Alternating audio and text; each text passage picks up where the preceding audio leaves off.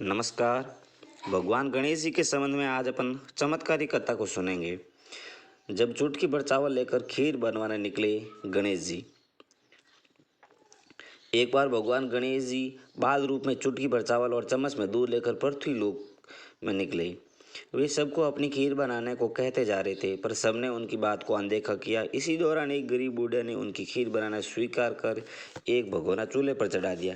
इस पर गणेश जी ने घर का सबसे बड़ा बर्तन चूल्हे पर चढ़ाने को कहा। बूढ़िया ने बाल लीला समझते हुए घर का सबसे बड़ा भगोना उस पर चढ़ा दिया। कुछ देर में ही चमत्कार हुआ। गणेश जी के दिए हुए एक चुटकी चावल और एक एक चम्मच दूध बढ़ गई और पूरा भगोना उससे भर गया। इसी बीच गणेश जी नहाने के बाद खीर खाने की बात कहते हुए वहां से चले गए।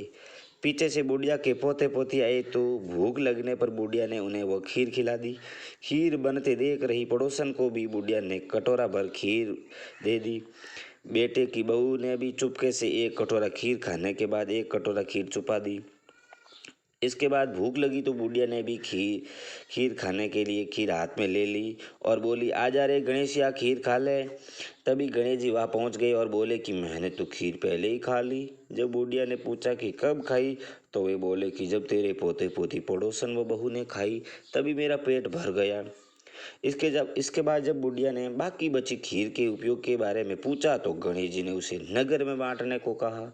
जब बुढ़िया ने खीर बांटी तो राजा को भी इसका पता लग गया। इस पर उसने बुढ़िया को अपने दरबार में बुला दिया।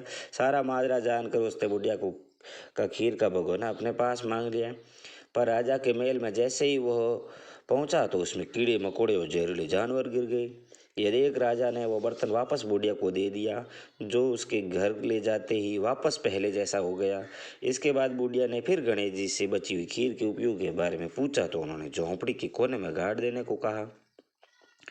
ऐसा कर बुढ़िया रात को सो गई और गणेश जी उसकी झोंपड़ी को लात मारते हुए अंतर्ध्यान हो गए। अगले दिन जब बुढ़िया उठी तो उसे अपनी झोंपड़ी महल में बदली हुई और खीर के बर्तन सोने जवाहरतों से भरे मिले। गणेश जी की कृपा दृष्टि जानकर बुढ़िया काफी प्रसन्न हुई। गणेश जी की कथा के बाद अपन कामना करते हैं, हे गणेश जी महाराज, आपने जैसा फल बुढ़िया को दिया वैसा फल सबको देना। कथा कहने वाले, ओंकार भरने वाले और आसपास के जीव जंतु सब सुनने वालों के भंडार भरे रखना। बोलो गणेश जी महाराज की जय।